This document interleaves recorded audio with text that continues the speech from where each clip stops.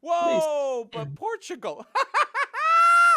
I was a bit skeptical about Martinez. Okay. I agree. I am going to start by Okay. saying that. But 3 games, we got 13 goals scored, 0 goals suffered. I want to reiterate, 0 goals suffered. I know it's Bosnia, Luxembourg, and Liechtenstein, but 0 goals Portugal hasn't suffered. And Palhinha has always started with Roberto Martinez. And I got to love that. One of the best CDMs in the world. Defensively, he's definitely top 5. Definitely top 5, João Palhinha. And now it's undeniable that he's talented. We spoke about him to be the starter in the Euros 2 years ago. And now he's got it locked. More than deserved. Yep. That's my first praise.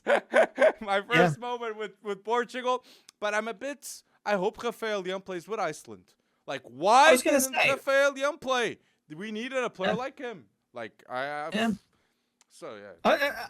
I mean, does everybody share your sentiment? I mean, if I comb through, say, Twitter, which I know is an echo chamber and I know can be a little bit overly salty at times, but if I comb through there, it seems like there's more negatives about that win against Bosnia than there were positives. I mean, you should be happy. What, it was 3-0 in the end? And in the end, you would think that you guys drew.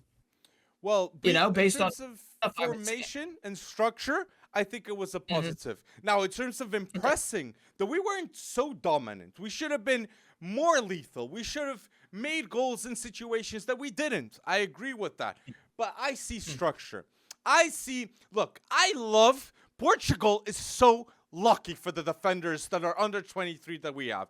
Diogo Costa, Nuno Mendes, António Silva, and then a leader next to them with Ruben Dias that he's still young, winning European trebles. We have an elite situation in our hands. And I'm not even mentioning Diogo Leite, David Carmo, Tomás Araújo that is getting traction now. We got so much talent in defense. And that's how you win championships. Solving the defense. Portugal are locked in with these players. And we are going to go bold in the World Cup, Bretson. I completely believe in us now. I really believe that we can do something. Diogo Costa, Nuno Mendes, António Silva.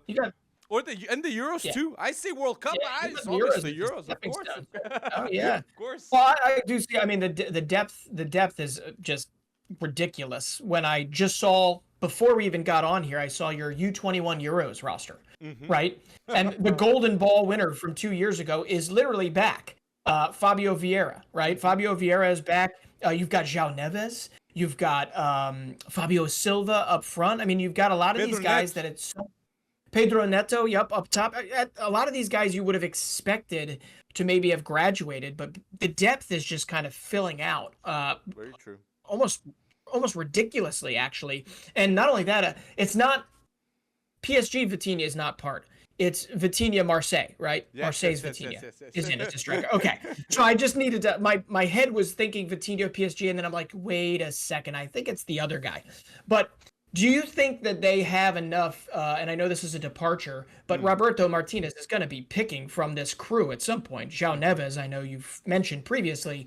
Do you think that they have what it takes to get over the line, what they couldn't get done 2 years ago against Germany in the U21 we're one Euro? of the favorites. I think 100% Portugal is one of the favorites in the under-20 Euros, just like I think we're one of the favorites in the next Euros in the next year.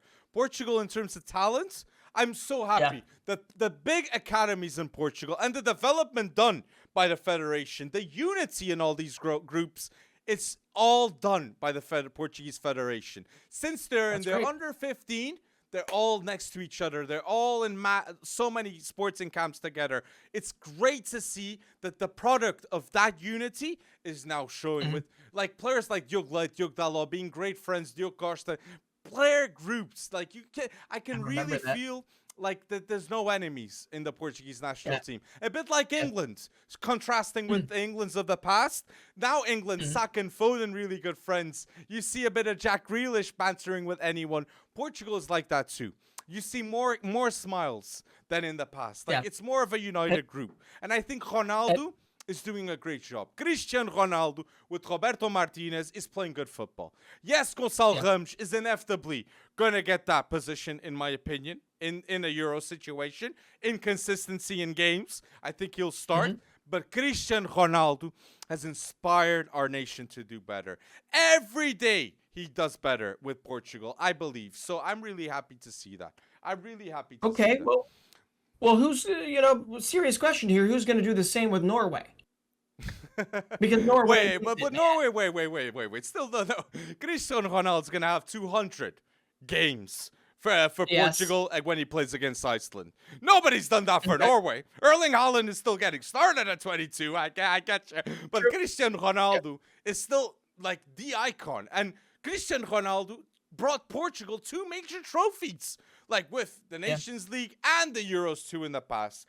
I really believe we can get a third with the Euro spot. Por favor, Cristiano Ronaldo, make that happen. Dreams come true with him. And Cristiano Ronaldo solidified Portugal, and we have a football heritage now in football. We had Figo, Eusébio, Pauleta, Deco, Rui Costa, big names in the past, but Ronaldo has made us front runners.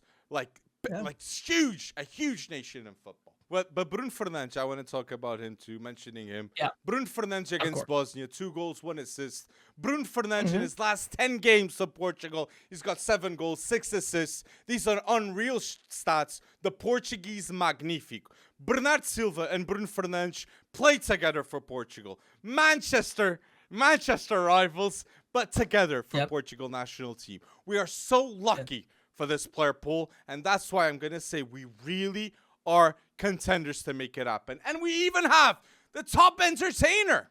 The top entertainer in the internet broke the internet speed by meeting Cristiano Ronaldo. Such a wholesome moment. Completely deserved that. And huge thank you to Bradley and to Rafael Leão that they were huge in making this happen of Speed meeting Cristiano Ronaldo. It broke the internet. And like, it was his dream, and I love to see it. Obrigado, Speed, por dares reconhecimento a Portugal. That's what he's doing. He's given recognition to us, and I gotta congratulate Speed for doing that. Like, the passion on that guy, unbelievable. Oh, it's just hysterical. You have to give him credit too for probably making a good amount of his following previous to this.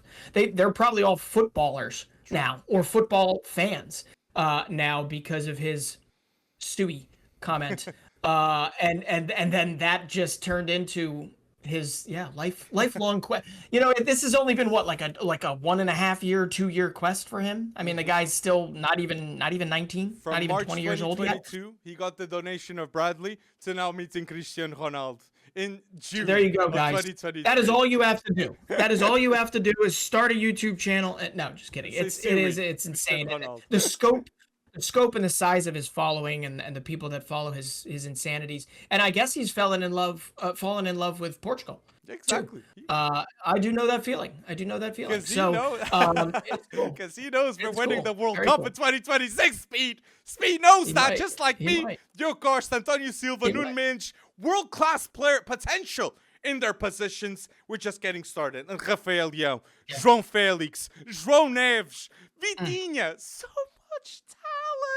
I go crazy. But people, do you agree with me? Like this video if you do. Put in the comments section what Portugal can win. And 2, your statements about Portugal. Do you agree with what I'm saying or do you not? Tell us in the comments.